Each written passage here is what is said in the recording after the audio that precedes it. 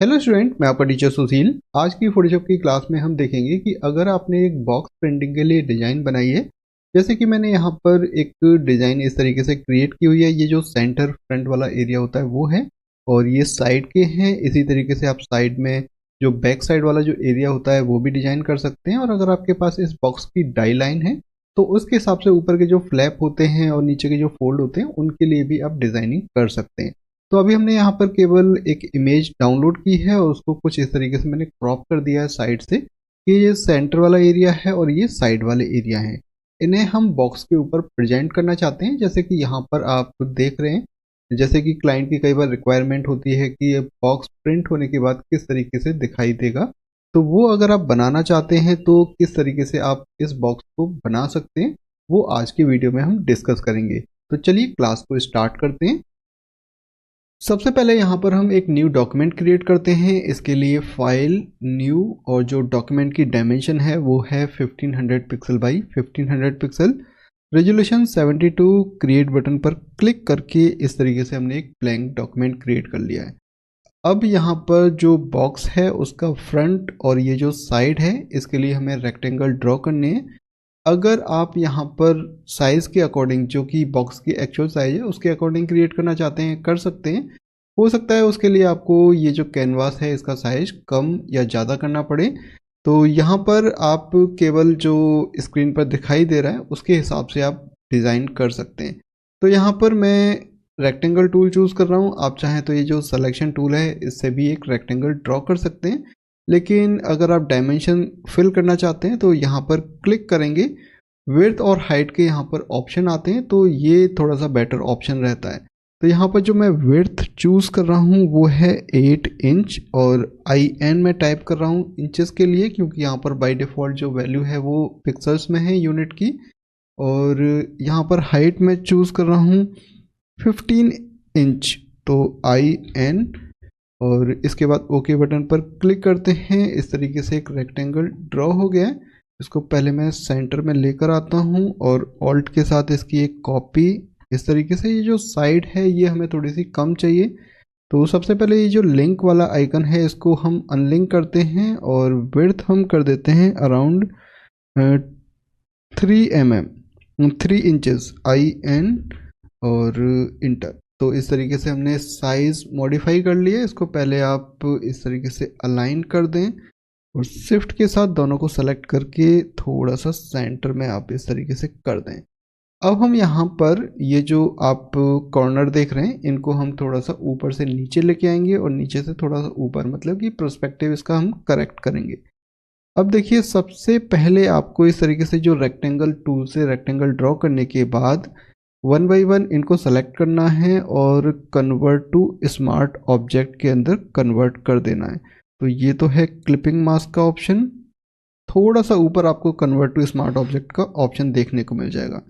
यहाँ पर आप देखेंगे कि एक डिफरेंट टाइप का आइकन आ रहा है, यहाँ पर एक डिफरेंट टाइप का आइकन आ रहा है। तो ये जो आइकन आता है इस पर आप जब डबल क्लिक करेंगे तो कलर फिल करने वाले ऑप्शन आएंगे, लेकिन यहाँ पर कन्वर्ट टू स्मार्ट ऑब्जेक्ट में चेंज करने के बाद यहाँ पर डबल क्लिक करेंगे तो यहाँ पर आपको ये जो डॉक्यूमेंट है वो साइड में इस तरीके से ओपन हो जाएगा। तो इसका हम यूज़ करेंगे, और इसी तरीके से मैं इस वाली लेयर को भी कन्वर्ट टू स्मार्ट ऑब्जेक्ट में कन्वर्ट कर देता हूँ। तो ये कर दिया। इसके बाद कंट्रोल T सेलेक्ट करने के बाद कंट्रोल T ट्रांसफॉर्म टूल के लिए, और यहाँ पर देखिए राइट क्लिक पर सारे ऑप्शन आपको देखने को मिलता है। स्क्यू और डिस्टॉर्ट, इनसे आप इन पॉइंट्स को नीचे, ऊपर, अंदर, बाहर जहाँ पर भी करना चाहते हैं कर सकते हैं। मुझे ये थोड़ा सा नीचे करना है, इसके लिए मैं कंट्रोल की प्रेस कर रहा हूँ। जो आप राइट क्लिक से स्क्यू चूज़ करेंगे वही काम आप कंट्रोल की प्रेस करके कर सकते हैं। तो यहाँ से थोड़ा सा हम इसको नीचे लेके आएंगे। अब देखिए ये लेफ़्ट राइट ना जाए, इसके लिए शिफ्ट भी प्रेस करनी है, और इसे करीबन 7 डिग्री, आपको यहाँ पर डिग्री देखने को मिल रही होगी, जैसे ही आप ऊपर या नीचे करेंगे तो करीबन 7 डिग्री इसको रखना है। थोड़ा बहुत ऊपर नीचे हो जाता है, कोई दिक्कत नहीं है, 7 डिग्री। और इसी तरीके से इस वाले पॉइंट को हम थोड़ा सा ऊपर लेके जाएंगे और इसे -15 डिग्री या 15 डिग्री, जो भी वैल्यू आ रही है नेगेटिव या पॉजिटिव में, तो वो आपको करनी है। नेगेटिव में ही आ रही है तो -15 के करीब इसको रखेंगे तो एकदम सही आ जाएगा। उसके बाद अप्लाई पर क्लिक करते हैं इसी तरीके से यहाँ पर, और कंट्रोल शिफ्ट दोनों की प्रेस करके यहाँ पर जो पॉइंट का एंगल हम रखेंगे वो करीबन 16 डिग्री रखेंगे प्लस और माइनस में, तो करीबन ये देखिए 16 डिग्री के पास में आ गया है। तो ये और इसी तरीके से इस पॉइंट को थोड़ा सा ऊपर करेंगे और तो एकदम सही आपको बॉक्स का प्रेजेंटेशन देखने को मिल जाएगा। मुझे लगता है कि इस वाले पॉइंट को थोड़ा सा ऊपर करना पड़ेगा, हल्का सा ऊपर कर देते हैं। ठीक है, अभी बिल्कुल परफेक्ट हो गया। अगर आपने अभी तक डॉक्यूमेंट को सेव नहीं किया है तो डॉक्यूमेंट को सेव कर दें। उसके बाद यहाँ पर हम इमेज प्लेस करेंगे। तो इमेज हमने साइड में पहले से ही ओपन की हुई है, इसको हम थोड़ा सा बड़ा कर लेते हैं। और जैसे कि मुझे इस वाले सेंटर वाले एरिया में ये वाली पिक्चर चाहिए, तो यहाँ से मैं सिलेक्शन बनाऊंगा। रेक्टेंगल सिलेक्शन टूल से इस तरीके से हमने एक सिलेक्शन बना लिया, और सिलेक्शन थोड़ा सा एक्स्ट्रा हो जाए तो भी कोई दिक्कत नहीं है।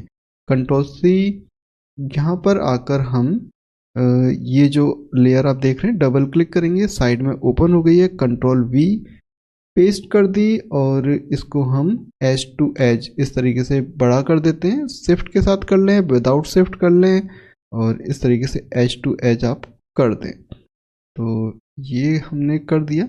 अब यहाँ पर आप देखेंगे, कंट्रोल डी करता हूँ, अगर कोई ब्लैक कलर की लाइन आ रही होती है तो उसको आप हटा दें, नहीं तो वो आपकी डिज़ाइन में भी आ जाएगी। कंट्रोल एस सेव कर दिया। यहाँ पर आप देखेंगे कि वो जो डिज़ाइन है वो आ जाएगी।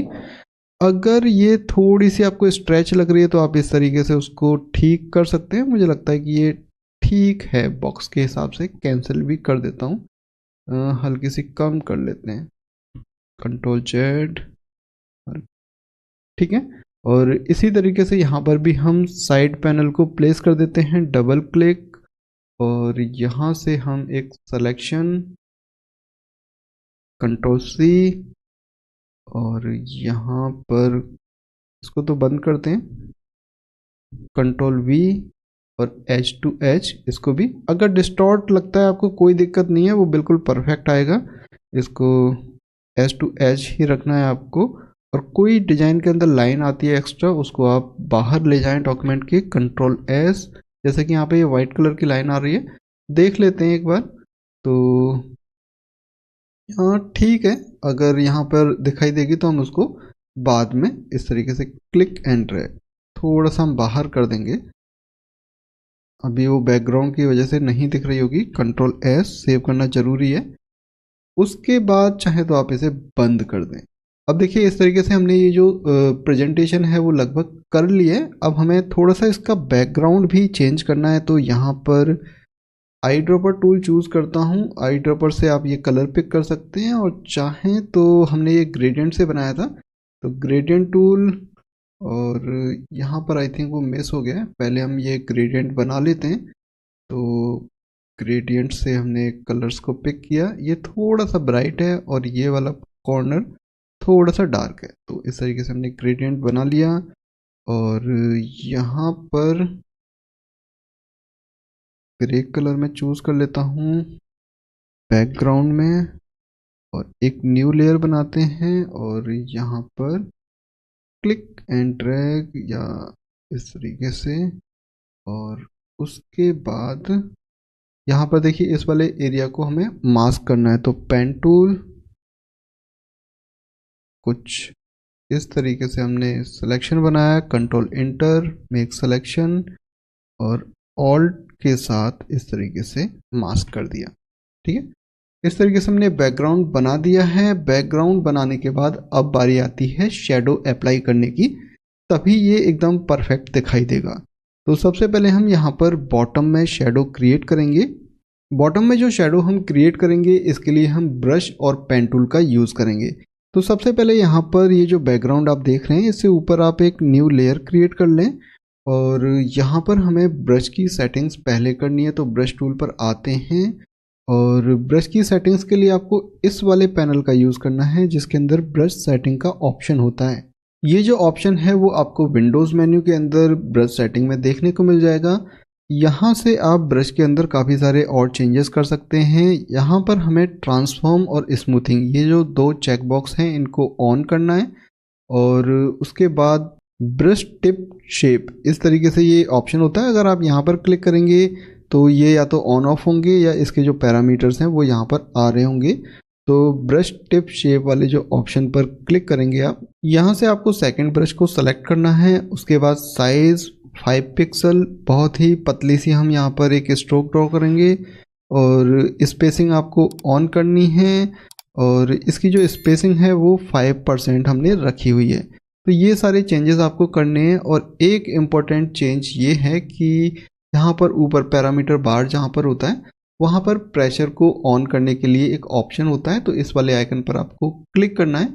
ये इस तरीके से ग्रे हो जाएगा, मतलब कि पेन प्रेशर जो पेन टैबलेट पे हम यूज़ करते हैं वो वाला ये ऑप्शन है। अगर आपके पास पेन टैबलेट नहीं है कोई दिक्कत नहीं है, माउस के साथ भी ये वर्क करेगा। तो इसको आपको ऑन करना है, बस ये सेटिंग्स आपको कर लेनी है।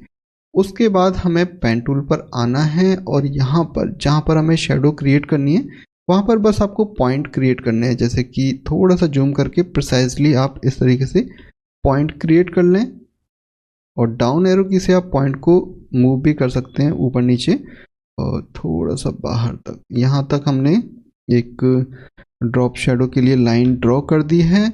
उसके बाद हम इसे ब्रश से फिल करेंगे। कैसे फिल करेंगे, देखिए राइट क्लिक करना है और यहाँ पर आपको स्ट्रोक पाथ पर क्लिक करना है, ब्रश को सेलेक्ट करना है इस ड्रॉप डाउन से और यहाँ पर सिमुलेट प्रेशर ये वाला चेक बॉक्स ऑन होना चाहिए। उसके बाद ओके पर क्लिक करेंगे। इस तरीके से शेडो आ गई है।